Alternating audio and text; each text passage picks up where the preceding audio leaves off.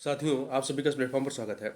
यहाँ पर हम लोग आगामी यूपी पीसीएस 2023 की प्रारंभिक परीक्षा के लिए टेस्ट देख रहे हैं और आज के दिन जो टेस्ट हम लोग देखेंगे यह मेक आईएएस कोचिंग संस्था के द्वारा जो टेस्ट सीरीज कराई गई है उसके पहले टेस्ट पेपर को यहाँ पर हम लोग सॉल्व करेंगे और इस टेस्ट पेपर को हम लोग दो पार्ट में कवर करेंगे। पहले पार्ट में 75 क्वेश्चन को और शेष बचे हुए 75 क्वेश्चन को नेक्स्ट पार्ट में कवर करेंगे। तो चलिए प्रारंभ करते हैं। इसमें पहला प्रश्न है कि 1773 का रेगुलेटिंग एक्ट के संदर्भ में निम्नलिखित कथनों पर विचार कीजिए। दो कथन यहाँ पर दिए गए हैं। पहला, इसमें कंपनी के कर्मचारी को निजी व्यापार करने से प्रतिबंधित कर दिया गया। ये कथन आपका सही है। दूसरा, इस अधिनियम द्वारा नियंत्रण परिषद की स्थापना की गई। ये कथन आपका गलत है, क्योंकि नियंत्रण परिषद की स्थापना अर्थात बोर्ड ऑफ कंट्रोल की स्थापना जो है वो 1784 का जो पिट्स इंडिया एक्ट रहा है उसके माध्यम से किया गया था। ठीक है, और इस प्रकार से ए ऑप्शन आपका जो है वो सही हो जाएगा। आगे चलते हैं। अगला प्रश्न है आपका 1813 का चार्टर अधिनियम। 1813 का चार्टर अधिनियम के संदर्भ में निम्नलिखित कथनों पर विचार करना है। दो कथन दिए गए हैं और बताना इनमें से कौन सा या से सही है। पहला, कंपनी का भारतीय व्यापार पर एकाधिकार समाप्त हो गया। ये कथन आपका सही है। दूसरा, ईसाई धर्म प्रचारकों को भारत में धर्म प्रचार करने की स्वीकृति प्रदान की गई। ये भी कथन सही है। यहाँ ध्यान दीजिएगा, यदि इस प्रश्न में ये लिखा था कि कंपनी का भारतीय व्यापार पर पूर्णतः एकाधिकार समाप्त हो गया तो ये जो है सही नहीं होता। मतलब व्यापार पर, यहाँ भारतीय व्यापार पर तो एकाधिकार समाप्त हुआ, परंतु व्यापार पर जो है पूर्णतः जो है एकाधिकार समाप्त नहीं हुआ था। ठीक है, क्योंकि चीन और चीनी पर जो एकाधिकार था वो अभी भी कंपनी के पास था। तो यहाँ पर दोनों के दोनों कथन आपके सही हैं, इसलिए सी ऑप्शन जो है वो सही हो जाएगा। और ध्यान दीजिएगा कि 1813 के चार्टर अधिनियम के माध्यम से ही कंपनी की आय से भारतीयों की शिक्षा के लिए प्रतिवर्ष 1 लाख रुपए व्यय करने का प्रावधान किया गया था और भारत में आंग्ल शिक्षा के समर्थकों के नेता ट्रेविलियन थे, जबकि H.T. प्रिंसेप वो प्राच्य शिक्षा के समर्थकों के नेतृत्व करता थे। आगे बढ़ते हैं, क्वेश्चन नंबर 3 देखते हैं। 1833 का चार्टर अधिनियम के संदर्भ में निम्नलिखित कथनों पर विचार कीजिए।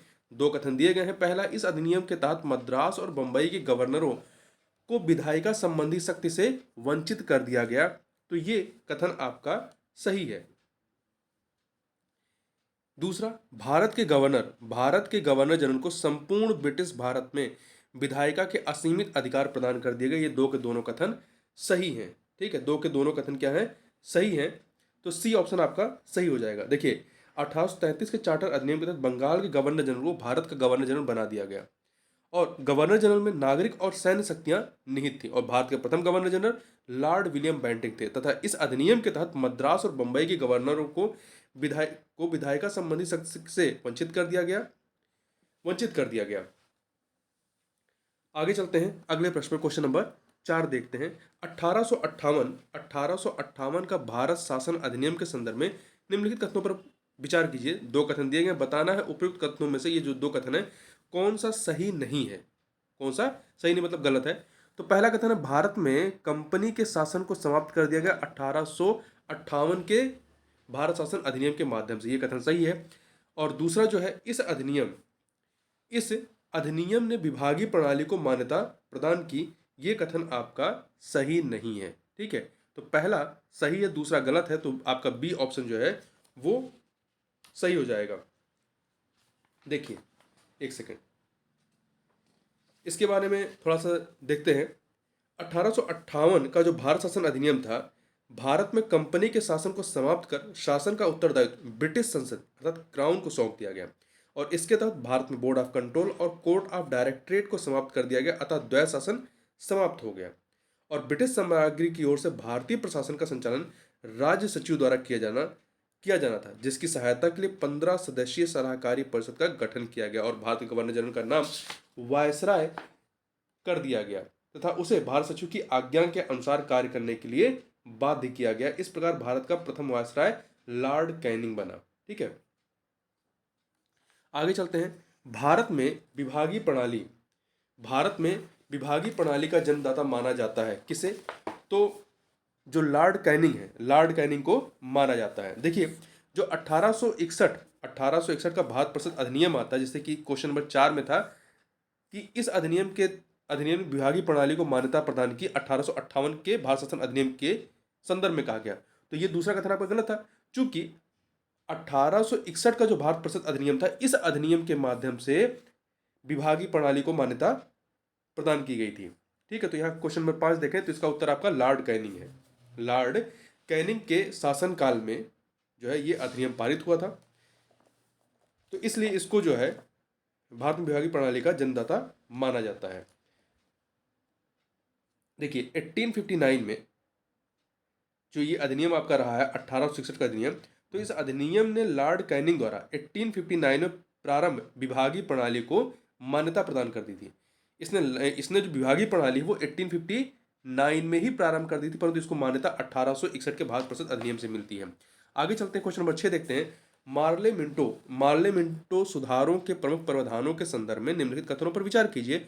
दो कथन दिए गए हैं, बताना है कौन सा या से सही है। पहला, केंद्रीय और प्रांतीय परिषदों के सदस्यों की संख्या में वृद्धि की गई, ये कथन सही है।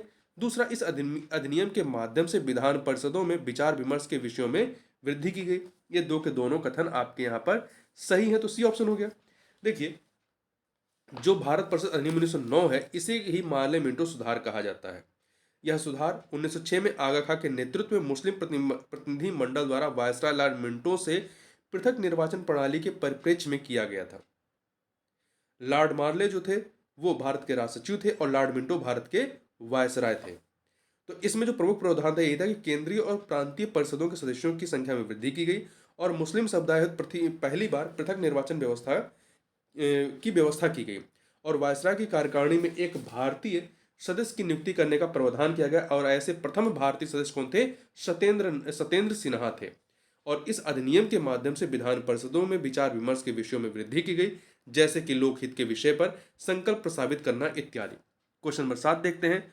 भारत शासन अधिनियम 1919 में सांप्रदायिक आधार पर पृथक निर्वाचन को विस्तारित करके निम्नलिखित में से किस किस को इसमें शामिल किया गया, कर लिया गया? तो देखिए इसमें किसको शामिल किया गया? ईसाई और आंग्ल भारतीय को इसमें शामिल किया गया। जो भारत शासन अधिनियम 1919 है, इसे मॉन्टेग्यू चेम्सफोर्ड सुधार भी कहते हैं। मॉन्टेग्यू भारत सचिव थे और लॉर्ड चेम्सफोर्ड उस समय वायसराय थे। ठीक है, यह अधिनियम 1921 में 1921 में लागू हुआ था। तो इसके तहत प्रांतों में द्वैध शासन की शुरुआत होती है। 1919 के अधिनियम के माध्यम से ही प्रांतों में द्वैध शासन की शुरुआत होती है और इसमें इसके तहत प्रथम बार राज्य विधानसभाओं को अपना बजट बनाने के लिए अधिकृत किया गया था। ठीक है, और सांप्रदायिक आधार पर पृथक निर्वाचन को विस्तारित करके इसमें ईसाइयों को, आंग्ल भारतीयों को और यूरोपियों को भी शामिल कर लिया गया था। दलितों को इसमें शामिल नहीं किया गया था। तो यहाँ पर आपका सी ऑप्शन सही हो जाएगा 1 और 2। क्वेश्चन नंबर 8 देखते हैं। भारत स्वतंत्रता अधिनियम 1947 के प्रमुख प्रावधानों के संदर्भ में निम्नलिखित कथनों पर विचार कीजिए। दो कथन दिए गए हैं, बताना है इनमें से कौन सा या से सही है। पहला देखिए, इसके अंतर्गत ब्रिटिश शाही उपाधि में भारत का सम्राट शब्द समाप्त कर दिया गया, ये कथन सही है। दूसरा, इसने वायसराय का पद समाप्त कर गवर्नर जनरल का पद जो है वो सृजित किया। तो दो के दोनों कथन यहाँ पर सही हैं, तो सी ऑप्शन हो जाएगा 1 और 2। देखिए भारत स्वतंत्रता अधिनियम 1947 ये जो है 15 अगस्त 1947 को भारत को स्वतंत्र संप्रभु राष्ट्र घोषित किया गया इसके माध्यम से, और इसने वायसराय का पद समाप्त कर दोनों डोमिनियन राज्य पाकिस्तान और भारत राज्यों में गवर्नर जनरल का पद सृजित किया। इसके अंतर्गत ब्रिटिश शाही उपाधि से भारत का सम्राट शब्द भी समाप्त किया गया। ठीक है, आगे चलते हैं, क्वेश्चन नंबर 9 देखते हैं। निम्नलिखित कथनों पर विचार कीजिए। दो कथन दिए गए, बताना इनमें से कौन सा या से सही है। पहला, 1912 में होम रूल लीग आंदोलन चलाया गया, ये कथन आपका सही नहीं है। दूसरा, इसमें घरेलू शासन संचालन की मांग अंग्रेजों से की गई, ये कथन सही है, तो बी ऑप्शन आपका सही हो जाएगा। देखिए 1916 में होम रूल लीग आंदोलन चलाया गया था, जिसमें घरेलू शासन संचालन की मांग अंग्रेजों से की गई थी। आगे बढ़ते हैं। जब भी भारत को स्वाधीनता मिलेगी, भारतीय संविधान का निर्माण भारतीय लोगों की इच्छाओं के अनुकूल किया जाएगा, ये कथन किसका रहा है? उपयुक्त कथन किसका रहा है? महात्मा गांधी का। ये कथन महात्मा गांधी का था।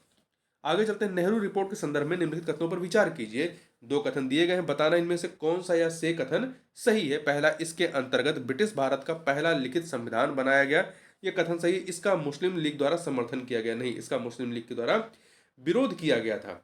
इसका सबसे प्रबल विरोध मुस्लिम लीग और रियासतों के राजाओं के द्वारा किया गया था। तो पहला कथन सही है, दूसरा गलत है, तो ए ऑप्शन यहाँ पर सही हो जाएगा।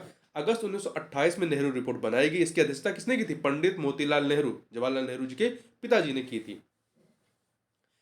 और इसके अंतर्गत ब्रिटिश भारत का पहला लिखित संविधान बनाया गया जिसमें मौलिक अधिकारों, अल्पसंख्यकों के अधिकारों तथा अखिल भारतीय संघ एवं डोमिनियन ईस्ट के प्रावधान किए गए। क्वेश्चन नंबर 12 देखते हैं। तो इसमें आपका ए ऑप्शन सही होगा। 12 देखते हैं। निम्नलिखित कथनों पर विचार कीजिए। दो कथन दिए गए, बताना है उपयुक्त में से कौन सा या से कथन सही है। पहला, 1929 में जवाहरलाल नेहरू की अध्यक्षता में कांग्रेस का लाहौर अधिवेशन होता है, यह कथन सही है। इसमें डोमिनियन स्टेट की मांग की गई नहीं, इसमें डोमिनियन स्टेट की मांग नहीं की गई बल्कि पूर्ण स्वराज की मांग की गई थी इसमें। ठीक है, तो पहला सही, दूसरा गलत है, तो ए ऑप्शन आपका सही हो जाएगा। और यह अधिवेशन लाहौर में हुआ था। ठीक है, रावी नदी के तट पर। आगे बात करते हैं, भारत में संविधान सभा के गठन का विचार पहली बार निम्नलिखित में से किसने प्रस्तुत किया था? तो 1934 में पहली बार एम एन राय ने प्रस्तुत किया था। ए ऑप्शन सही हो जाएगा। आगे बात करते हैं, अगला प्रश्न है कि क्रिप्स मिशन के संदर्भ में निम्नलिखित कथनों पर विचार कीजिए। दो कथन दिए गए, बताना उपयुक्त में से कौन सा या से कथन सही है। पहला, यह 22 मार्च 1942 को भारत आया, यह कथन आपका सही है। यह 3 सदस्यीय आयोग था, ये कथन सही नहीं है। ये कथन जो है आपका सही नहीं है। यह 1 सदस्यीय आयोग था जो सर स्टेफोर्ड क्रिप्स के नेतृत्व में ब्रिटिश सरकार द्वारा भेजा गया था। तो ए ऑप्शन आपका सही हो जाएगा। आगे बढ़ते हैं, अगस्त प्रस्ताव के संदर्भ में निम्नलिखित कथनों पर विचार कीजिए। दो कथन दिए गए, बताना उपयुक्त कथनों में से या कौन सा या से कथन सही है। पहला है कि इसमें वायसराय लॉर्ड इरविन के माध्यम से 8 अगस्त 1940 को प्रस्तुत कराया गया था। तो ये कथन आपका सही नहीं है क्योंकि इस समय वायसराय जो है लॉर्ड इरविन नहीं थे, लॉर्ड लिनिथगो थे। ठीक है, लॉर्ड लिनिथगो के माध्यम से 8 अगस्त 1940 को यह प्रस्ताव पारित कराया गया, जिसे अगस्त प्रस्ताव कहते हैं। तो पहला कथन गलत होगा। दूसरा, कांग्रेस मंत्रिमंडल के त्यागपत्र से उत्पन्न संवैधानिक संकट तथा द्वितीय विश्व युद्ध में भारत के सहयोग की आवश्यकता इसकी पृष्ठभूमि थी। तो पहला कथन सही, गलत है, दूसरा सही है, तो आपका बी ऑप्शन जो है वो सही हो जाएगा। देखिए, भारत शासन अधिनियम 1935 के अधीन वर्ष 1937 में 1937 में 11 ब्रिटिश प्रांतों में प्रांतीय विधानमंडल के चुनाव संपन्न होते हैं, जिसमें कांग्रेस की 5 प्रांतों में पूर्ण बहुमत की सरकार थी बनी तथा 3 प्रांतों में गठबंधन की सरकार बनी। परंतु अक्टूबर 1939 में 1939 में जो है कांग्रेस मंत्रिमंडल ने त्यागपत्र दे दिया था। आगे चलते हैं, क्वेश्चन नंबर 16 देखते हैं। बेबल योजना के संबंध में, बेबल योजना के संदर्भ में निम्नलिखित कथनों पर विचार कीजिए। दो कथन दिए गए, बताना उपयुक्त कथनों में से कौन सा या से कथन सही है। पहला, इसकी घोषणा भारत के तत्कालीन वायसराय लॉर्ड बेबल के द्वारा 1943 में की गई थी। नहीं, बेबल योजना 1945 में आती है, 43 में नहीं आती है, तो पहला कथन आपका गलत हो जाता है। दूसरा, इस योजना को कांग्रेस मुस्लिम लीग दोनों ने अस्वीकार कर दिया था, तो यह कथन सही है, इसलिए बी ऑप्शन आपका सही हो जाएगा। भारत के तत्कालीन वायसराय लॉर्ड बेबल के द्वारा यूरोप में विश्व युद्ध की समाप्ति के बाद जापान के विरुद्ध भारतीय समर्थन प्राप्त करने तथा भारत में संवैधानिक गतिरोध को समाप्त करने के लिए 4 जून 1945 को जिस योजना की घोषणा की गई उसे बेबल योजना के नाम से जानते हैं, और इसका कांग्रेस और मुस्लिम लीग दोनों के द्वारा विरोध किया गया था। शिमला सम्मेलन के संदर्भ में निम्नलिखित कथनों पर विचार कीजिए। दो कथन दिए गए हैं, बताना इनमें से कौन सा या से कथन सही है। पहला है, यह सम्मेलन 25 जून 1945 को हुआ था, यह कथन आपका सही है। दूसरा, यह एक द्विदलीय सम्मेलन था, नहीं, ये एक सर्वदलीय सम्मेलन था क्योंकि इसमें कुल 22 एक प्रकार से दलों ने पार्टिसिपेट किया था। तो पहला कथन सही, दूसरा गलत है, इसलिए आपका ए ऑप्शन जो है वो सही हो जाएगा। इसमें कांग्रेस के प्रतिनिधिमंडल का नेतृत्व अबुल कलाम आजाद ने किया था। इस सम्मेलन में मुस्लिम लीग द्वारा यह शर्त रखी गई कि वायसराय की कार्यकारिणी के सभी मुस्लिम सदस्यों का चुनाव मुस्लिम लीग स्वयं करेगी, फलतः शिमला सम्मेलन असफल हो जाता है। क्वेश्चन नंबर 18 देखते हैं। निम्नलिखित में से कौन कौन कैबिनेट मिशन के सदस्य थे। कैबिनेट मिशन के सदस्य देखिए, कैबिनेट मिशन कुल 3 सदस्य थे, जिसमें आपके Stafford Cripps, Pethick Lawrence, A B. Alexander, ये तीनों के तीनों शामिल थे, इसलिए सी ऑप्शन आपका सही हो जाएगा। आगे बढ़ते हैं क्वेश्चन नंबर 19 पर। अंतरिम सरकार 1946 के संदर्भ में सुमेलित नहीं है। कौन सुमेलित नहीं? सदस्य और धारित विभाग या उनका मंत्रालय। तो देखिए,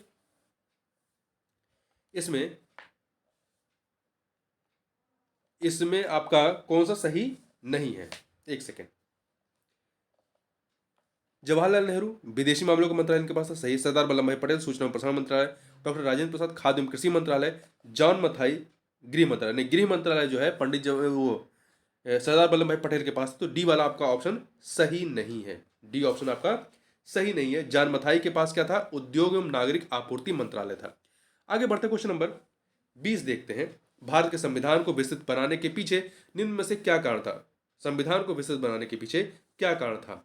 भारत का विस्तार और विविधता, संविधान सभा में कानून विशेषज्ञों का प्रभुत्व, विस्तृत रूप में प्रशासनिक प्रावधान, ये सभी के सभी इसके पीछे कारणों में शामिल थे। तो डी ऑप्शन हो जाएगा। अगला है, निम्नलिखित में से भारत के संविधान की कौन सी विशेषता एकात्मक प्रकृति से संबंधित है? निम्नलिखित में से भारत के संविधान की कौन सी विशेषता एकात्मक प्रकृति से संबंधित है? तो देखिए, इसमें एकात्मक प्रकृति से संबंधित केंद्र द्वारा राज्यों की नियुक्ति, ये एकात्मक प्रकृति की है, ठीक है। जबकि संविधान की सर्वोच्चता, लिखित संविधान, स्वतंत्र न्यायपालिका, ये जो है ये संघात्मक लक्षण है। ये एकात्मक लक्षण नहीं, ये संघात्मक लक्षण है। देखिए, भारत का संविधान संघीय सरकार की स्थापना करता है। इसमें संघ के सभी आम लक्षण हैं विद्यमान, जैसे कि 2 सरकारें, केंद्र स्तर पर, राज्य स्तर पर, अब तो 3 स्तर पर हो गई हैं, स्थानीय सरकारें भी हैं, शक्तियों का विभाजन, लिखित संविधान, संविधान की सर्वोच्चता, संविधान की कठोरता, स्वतंत्र न्यायपालिका एवं द्विसदनीय आदि।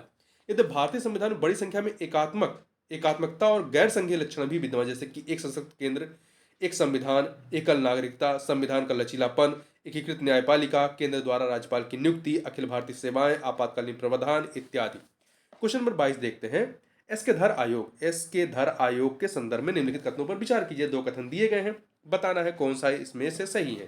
तो देखिए, इसका गठन जून 1949 में किया गया था। कथन गलत है, जून 1948 में किया था, 1948 में किया गया था, ठीक है। तो पहला कथन आपका गलत हो गया। दूसरा, इसने भाषा के आधार पर राज्यों गठन करने की सिफारिश की नहीं, इसने भाषा के आधार पर राज्यों गठन न करने की सिफारिश की थी। तो 2 के दोनों कथन गलत हैं। तो यहां पर डी ऑप्शन हो जाएगा, डी ऑप्शन। निम्नलिखित में से कौन कौन जे बीपी समिति से संबंधित है? जे बीपी समिति से संबंधित है, तो देखते हैं, बताना है। उपयुक्त में से 3 नाम दिए गए, कौन संबंधित है। तो इसमें आपके वल्लभ भाई पटेल थे, जवाहरलाल नेहरू थे और पट्टाभी सीतारमैया थे। कि जे बी कृपलानी इसमें नहीं थे। तो पहला हटा दीजिए, वल्लभ भाई पटेल, पट्टाभी सीतारमैया और पंडित जवाहरलाल नेहरू। तो सी ऑप्शन आपका सही हो जाएगा। और जे बी पी समिति दिसंबर 1948 में गठित की गई थी, भाषाई आधार पर जो राज्यों गठन का जो विवाद चल रहा था उसी के संदर्भ में। निम्नलिखित में से कौन कौन फजल अली आयोग से संबंधित है? कौन कौन फजल अली आयोग से संबंधित है? तो देखिए, फजल अली आयोग या राज्य पुनर्गठन आयोग का गठन जो है दिसंबर 1953 में हुआ था। 1953 में इसके अध्यक्ष फजल अली थे और 2 अन्य सदस्य थे, जिसमें हृदयनाथ कुंजरू और के एम पणिकर शामिल थे। तो इसमें पुट्टी श्रीरामल्लू शामिल नहीं थे। तो फजल अली अध्यक्ष थे, के एम पणिकर सदस्य थे, एक सदस्य और थे हृदयनाथ कुंजरू। तो आपका 1 और 3 अर्थात बी ऑप्शन सही हो जाएगा। आगे चलते हैं क्वेश्चन नंबर 25 पे। निम्नलिखित में से किस राज्य का गठन सबसे अंत में किया गया?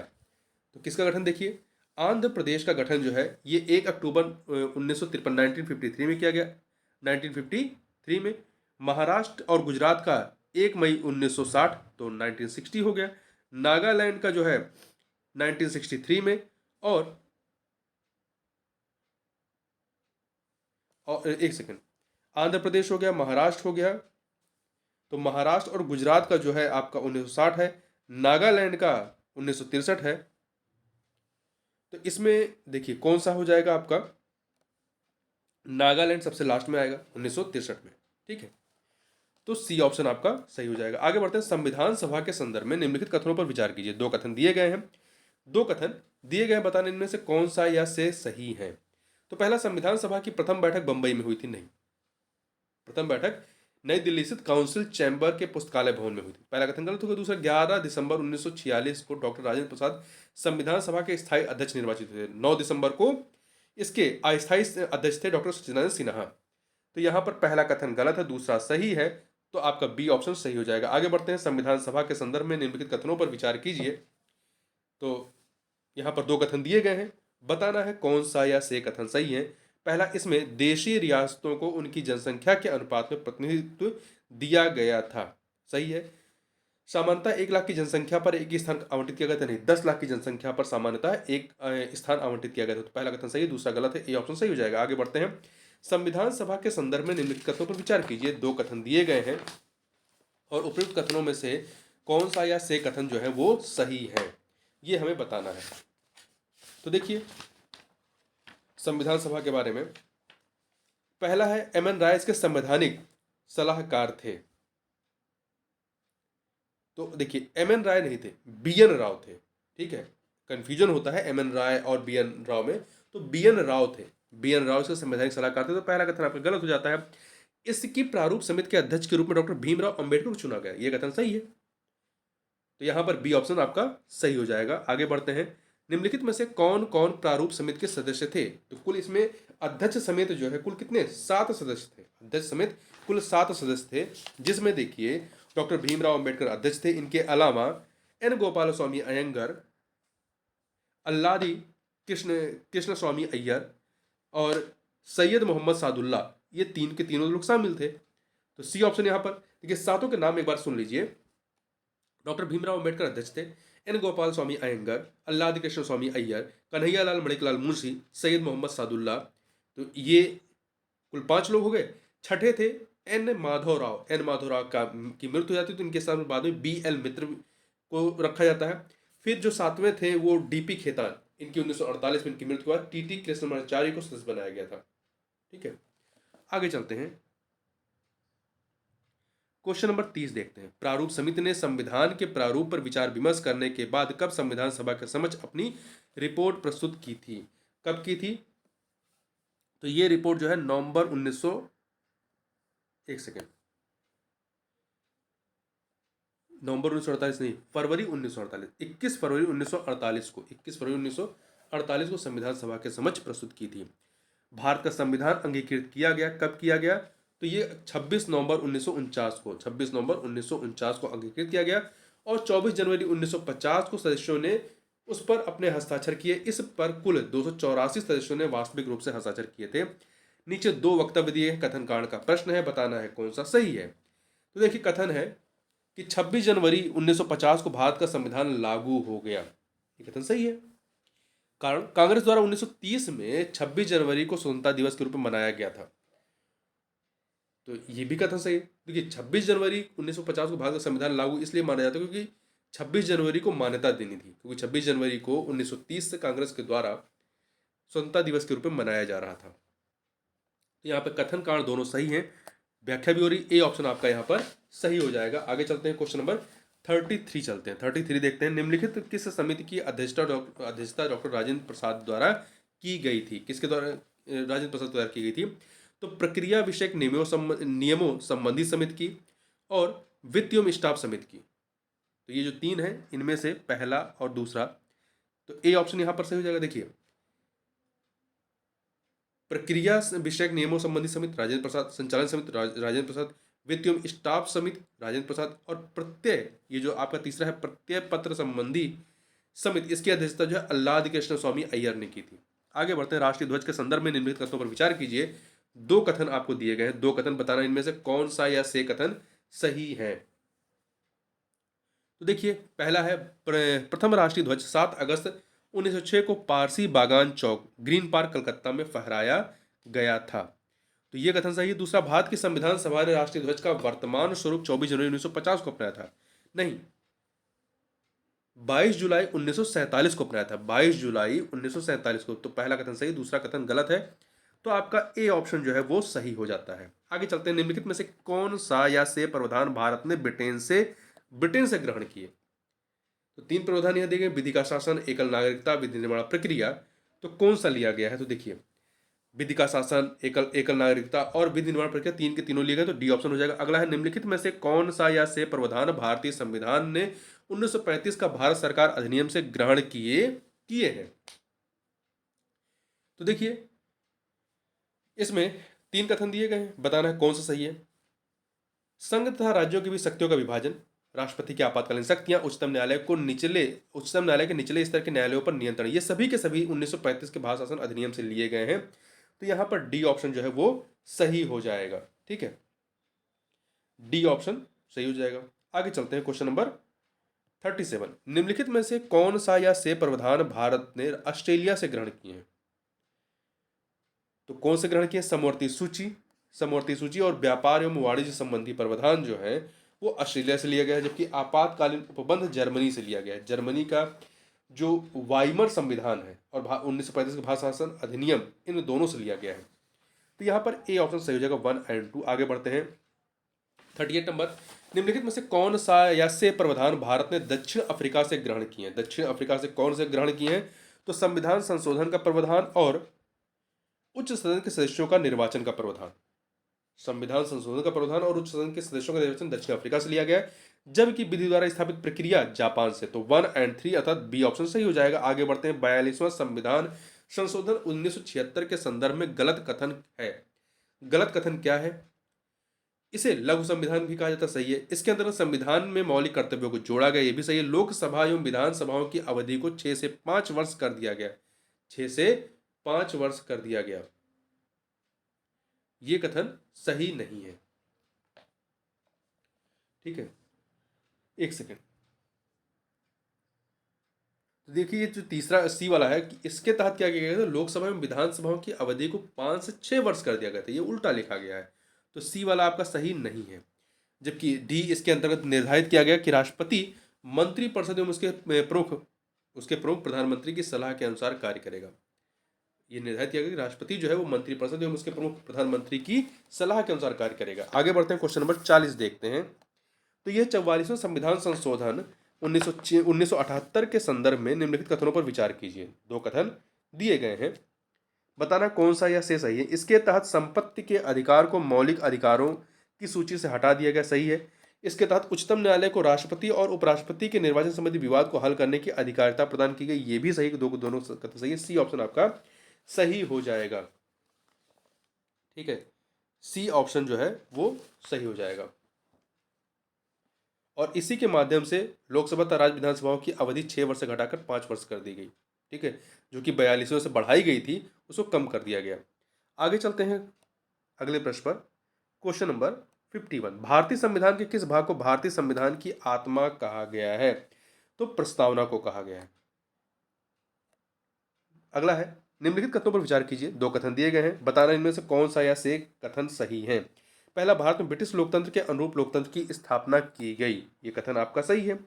भारत में प्रत्यक्ष लोकतंत्र की स्थापना की गई, नहीं, भारत में प्रत्यक्ष लोकतंत्र नहीं है, अप्रत्यक्ष लोकतंत्र है। ठीक है,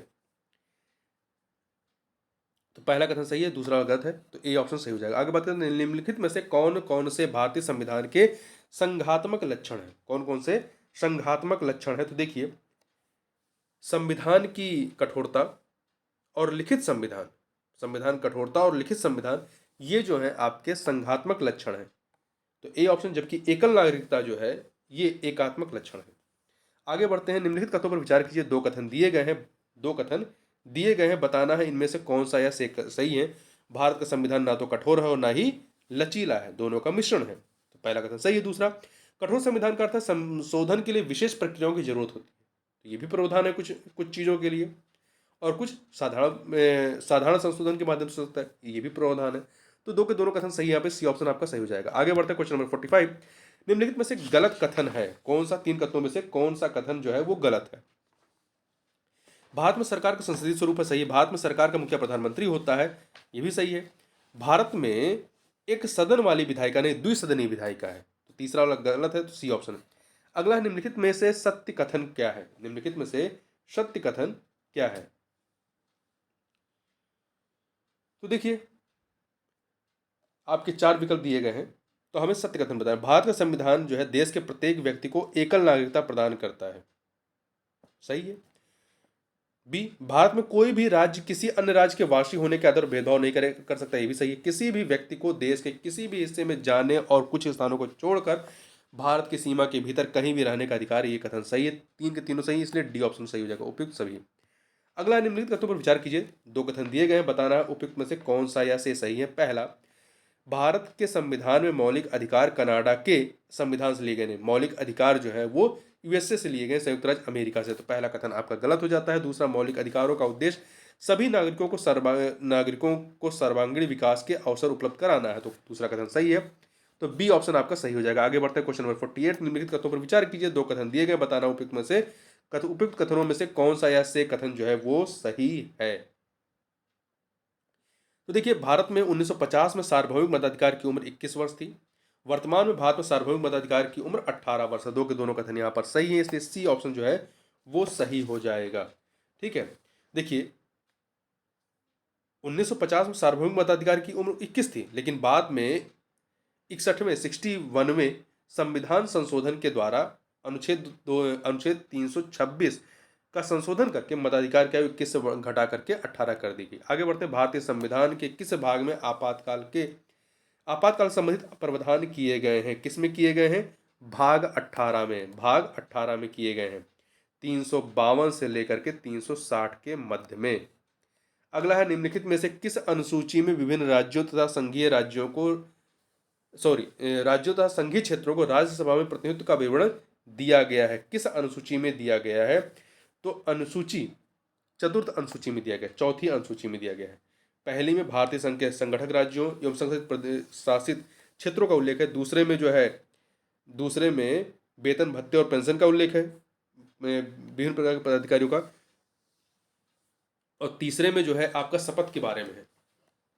आगे चलते हैं। निम्नलिखित में से किसकी शपथ का उल्लेख भारतीय संविधान की अनुसूची 3 में वर्णित नहीं है? तो देखिए, इसमें जो तृतीय है, इसमें सर्वोच्च न्यायालय के न्यायाधीश, भारत के नियंत्रक और महालेखा परीक्षक, राज्य विधानमंडल सदस्य, इनकी शपथ का उल्लेख है, परंतु भारत के राष्ट्रपति का नहीं, क्योंकि भारत के राष्ट्रपति का अलग से जो आर्टिकल 61 है वहां पर इनके शपथ का उल्लेख किया गया है। आगे चलते हैं।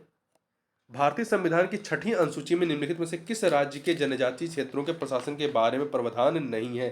जो 6ठी अनुसूची है, 6ठी अनुसूची में तो देखिए, इसमें मेघालय, त्रिपुरा, मिजोरम, मेघालय हो गया, त्रिपुरा है, मिजोरम है और असम, इसके बारे में, परंतु मणिपुर के बारे में नहीं है। ठीक है, 4 राज्यों के बारे में, असम, मेघालय, त्रिपुरा, मिजोरम। त्रिपुरा के बारे में 5वीं अनुसूची में जाएगा। आगे चलते हैं। नहीं, मणिपुर के बारे में 5वीं अनुसूची में। अगला है, भारतीय संविधान की 7वीं अनुसूची के संदर्भ में निम्नलिखित कथनों पर विचार कीजिए। 2 कथन दिए गए हैं और बताना इनमें से कौन सा सही है। तो पहला कथन है कि इसमें केंद्र एवं राज्यों के बीच केवल वित्तीय शक्तियों के बंटवारे के बारे में बताया गया है 7वीं अनुसूची में। तो यह कथन गलत है, केवल वित्तीय शक्तियों के बारे में इसमें बात नहीं की गई है। तो देखिए, इसके बीच विभिन्न शक्तियों के बंटवारे की बात है, जो कि 3 सूचियां, इसमें संघ सूची, राज्य सूची और समवर्ती सूची। दूसरा कथन, इसके अंतर्गत 3 सूचियां हैं, सही है, संघ, राज्य और समवर्ती। तो पहला कथन सही है, दूसरा गलत है, तो बी ऑप्शन आपका सही हो जाएगा। आगे बढ़ते हैं क्वेश्चन नंबर 54 पे। भारतीय संविधान की 8वीं अनुसूची के संदर्भ में निम्नलिखित कथनों पर विचार कीजिए। 2 कथन दिए गए हैं, बताना उपयुक्त कथनों में से कौन सा या से कथन सही है। तो पहला कथन है कि इस सूची में मूल रूप से 16 भाषाओं का स्थान दिया गया था। नहीं, 16 नहीं, 14 भाषाओं का स्थान दिया गया था, वर्तमान में 22 भाषाएं हैं। तो पहला कथन गलत है, दूसरा सही है, तो आपका बी ऑप्शन सही हो जाएगा। आगे बढ़ते हैं। भारतीय संविधान की 9वीं अनुसूची के संदर्भ में निम्नलिखित कथनों पर विचार कीजिए। तो 2 कथन दिए गए हैं, 2 कथन दिए गए, बताना है इनमें से कौन सा या से सही है। पहला, इसके अंतर्गत 9वीं अनुसूची के अंतर्गत राज्य द्वारा संपत्ति के अधिग्रहण की विधियों का उल्लेख किया गया है, सही है। इस अनुसूची में सम्मिलित विषयों को न्यायालय में चुनौती नहीं दी जा सकती है, तब अब दी जा सकती है। तो 2 के दोनों कथन सही है, सी ऑप्शन आपका सही हो जाएगा। संविधान में यह अनुसूची जो 9वीं अनुसूची है, ये प्रथम संविधान संशोधन अधिनियम 1951 के द्वारा जोड़ी गई थी। ठीक है, 1951 के द्वारा जोड़ी गई थी। वर्तमान में इस अनुसूची में 284 अधिनियम है। आगे बढ़ते हैं। भारतीय संविधान में 10वीं अनुसूची को कब शामिल किया गया? 10वीं अनुसूची को 52 में संविधान संशोधन अधिनियम 1985 के द्वारा, 1985 ए ऑप्शन। ठीक है, ये दल बदल से संबंधित प्रावधान इसमें है। अगला, भारतीय संविधान की 11वीं अनुसूची के संदर्भ में निम्नलिखित कथनों पर विचार कीजिए। 2 कथन दिए गए, बताना है कौन सा या से सही है। तो देखिए, यह अनुसूची संविधान में 73वें संविधान संशोधन अधिनियम 1993 के द्वारा जोड़ी गई, सही है पहला। दूसरा, इसमें पंचायती राज संस्थाओं को कार्य करने के लिए 19 विषय प्रदान किए गए, ये कथन सही है। 2 के दोनों कथन यहाँ पर सही हैं, तो आपका सी ऑप्शन 1 और 2 सही हो जाएगा। आगे बढ़ते हैं। 58 नंबर क्वेश्चन है, भारतीय संविधान की 12वीं अनुसूची के संदर्भ में निम्नलिखित कथनों पर विचार कीजिए। 2 कथन दिए गए हैं, 2 कथन। तो पहला है, बताना इनमें से कौन सही है। यह अनुसूची 74वें संविधान संशोधन अधिनियम 1993 के द्वारा जोड़ी गई, ये कथन सही। इसमें शहरी क्षेत्र की स्थानीय स्वशासन संस्थाओं को कार्य करने के लिए 28 विषय प्रदान किए गए, नहीं 18 विषय प्रदान किए गए हैं। ठीक है, तो पहला कथन सही है, दूसरा गलत है, ए ऑप्शन आपका सही हो जाएगा। आगे बढ़ते हैं। 59 नंबर क्वेश्चन, भारतीय संविधान की संविधान संशोधन की प्रक्रिया के संदर्भ में निम्नलिखित तथ्यों पर विचार कीजिए। 2 कथन दिए गए हैं, बताना है कौन सा या से कथन सही है।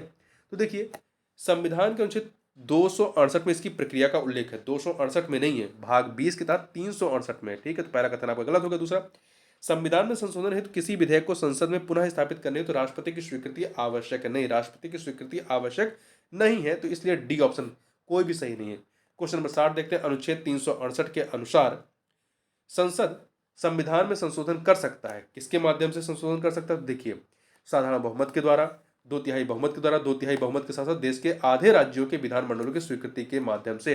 तो तीन के तीनों सही है, तो सी ऑप्शन आपका सही हो जाएगा। आगे बढ़ते हैं। भारतीय संविधान की संविधान संशोधन की प्रक्रिया के संदर्भ में निम्नलिखित कथनों पर विचार कीजिए।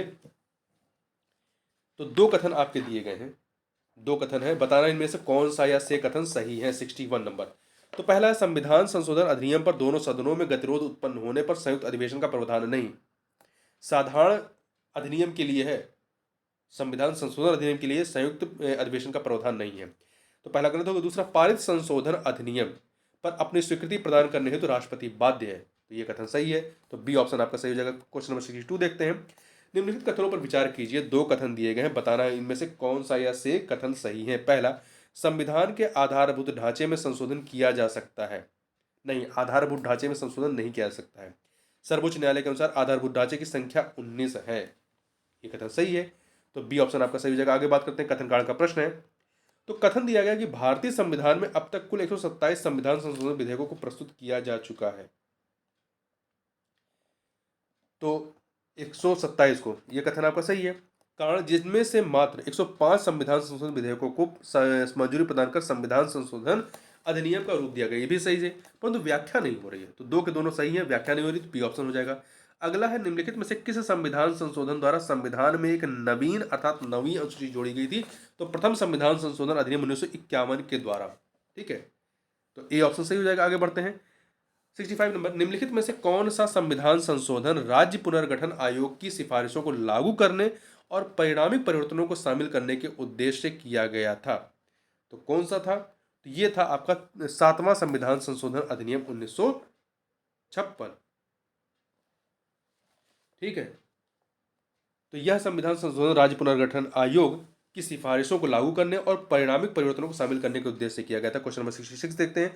निम्नलिखित में से किस संविधान संशोधन के माध्यम से मतदान की आयु सीमा 21 वर्ष से घटाकर 18 वर्ष कर दी गई? 61वें संविधान संशोधन अधिनियम 1989 के द्वारा। अगला है, निम्नलिखित में से किस संविधान संशोधन के माध्यम से दिल्ली संघ राज्य क्षेत्र को राष्ट्रीय राजधानी राज्य क्षेत्र तथा उसके प्रशासक को उपराज्यपाल कहा गया? तो किसके माध्यम से कहा गया? तो 69वां संविधान संशोधन अधिनियम 1951 1991 के माध्यम से। इस अधिनियम द्वारा अनुच्छेद 239A और 239AB जोड़कर राष्ट्रीय राजधानी दिल्ली को संघ राज्य क्षेत्र की श्रेणी में कायम किया गया या रखा गया। आगे बढ़ते हैं। क्वेश्चन नंबर 68, निम्नलिखित में से किस संविधान संशोधन के माध्यम से लोकसभा और विधानसभाओं की सीटों की संख्या में वर्ष 2026 तक कोई परिवर्तन न करने का प्रावधान किया गया? किसके माध्यम से? 84वें 84वें संविधान संशोधन अधिनियम 2001 के माध्यम से।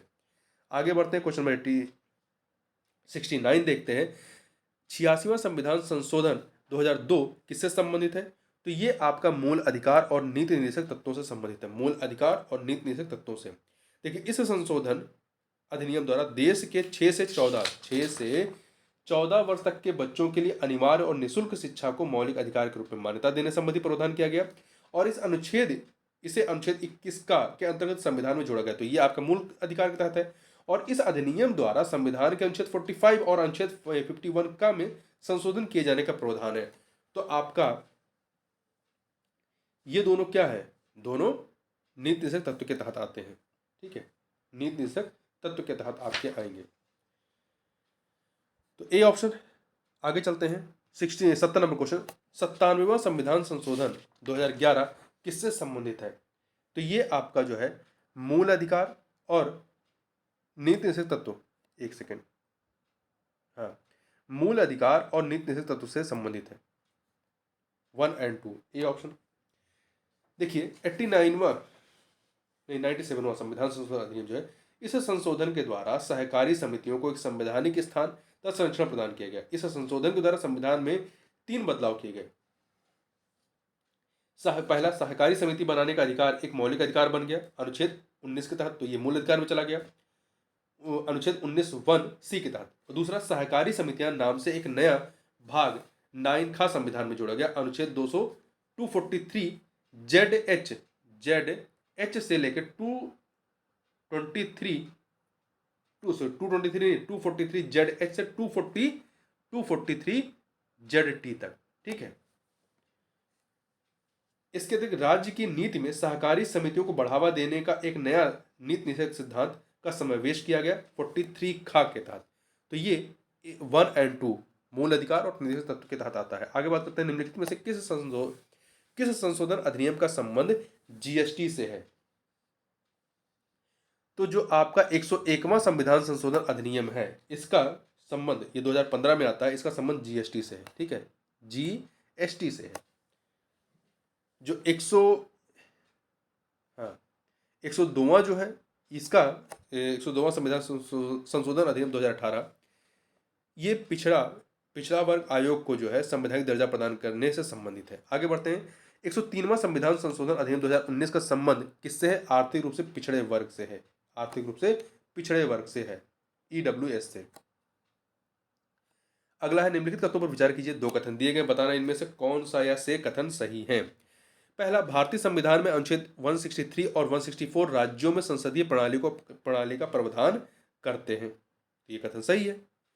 दूसरा, अमेरिका में संसदीय प्रणाली के द्वारा शासन को संचालित किया जाता है। संसदीय प्रणाली के द्वारा नहीं, अध्यक्षीय प्रणाली वहां चलती है। वहां पर क्या है? वहां पर अध्यक्षीय प्रणाली चलती है। ठीक है, तो पहला कथन सही है, दूसरा गलत है। तो ए ऑप्शन आपका सही हो जाएगा। क्वेश्चन नंबर 74, निम्नलिखित में से कौन सा या से संसदीय व्यवस्था की विशेषता है? कौन सा संसदीय व्यवस्था की विशेषता? दोहरी शासनात्मक शासन व्यवस्था, जैसे कि केंद्र और राज्य पे अलग अलग शासन व्यवस्था। दूसरा, बहुमत दल का शासन। तीसरा, मंत्रिपरिषद सामूहिक रूप से लोकसभा के प्रति उत्तरदायी होता। 3 के तीनों हैं, तो डी ऑप्शन सही हो जाएगा। आगे बढ़ते हैं 75 नंबर क्वेश्चन, निम्नलिखित में से कौन सा या से अध्यक्षीय व्यवस्था की विशेषता है? तो बताना, देखिए 3 है। एकल शासनात्मक व्यवस्था, सही है।